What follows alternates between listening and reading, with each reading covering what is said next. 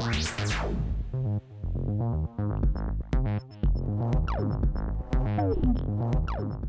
the winner of the Youth Innovator Award is Sunderland Quick Patch. Sunderland Primary School. It is really a huge reward. And the start of something huge. A solution to one of our many problems: potholes and overall bad road conditions.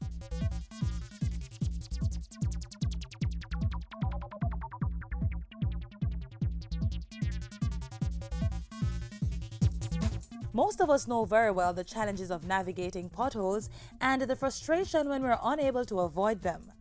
In a bid to address this problem from a community level, science teacher Noel Burgess of Sunderland Primary School and his team of students have used their innovation and ingenuity to boldly take on the challenge. It costs a lot to motorists, to repair vehicles, and even people who commute using taxis lose quite a bit of time that they could have been using productively. So we decided on creating the road patch. So with paper, waste engine oil and marl, the three main ingredients at their disposal, the team set out to create a durable barber green or asphalt covering, the award-winning Sunderland Quick Patch. The science of it is simple yet ingenious.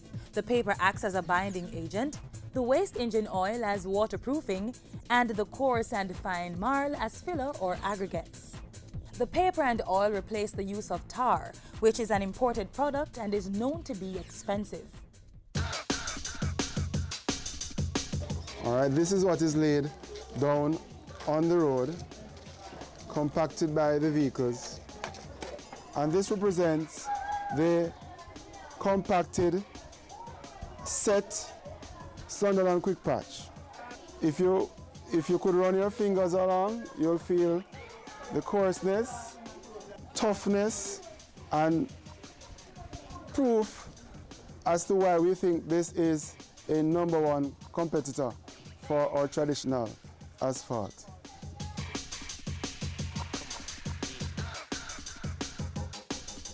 The Sunderland Quick Patch Project team copped the top prize in the youth category of the Minister's Innovation Competition and Awards. They don't intend to stop there.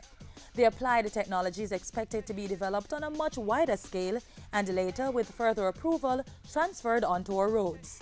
The reality of this will be aided by the $1 million prize money, which in part is to commercialize the product. So far, a cement mixer has been purchased to accommodate large-scale mixing for road application. A business plan is also being drafted and feasibility checks being carried out. We plan to take it as far as it propels us, because it has generated quite a bit of interest, and we really want to turn it into a major business venture to benefit the school and the wider community. With the patency in place, the team at Sunderland Primary craves the support of the public and expressed a willingness to have dialogue with stakeholders who are already in the business to find ways to work together for the benefit of the country. This complements the mission of the Ministry of Science and Technology through the Minister's Innovation Award to drive economic growth and wealth creation by nurturing a culture of creativity and innovation. And we believe that the focus, the absolute preoccupation going forward must be with utilizing science and technology to innovate, to create value in every single thing that we do, whether we're involved in the production of goods or the delivery of services. The Minister's Innovation Award serves as a medium to identify, recognize, and reward outstanding innovative individuals and institutions. It also focuses on ways to protect and exploit the very best of Jamaica's creativity and intellectual output for national development.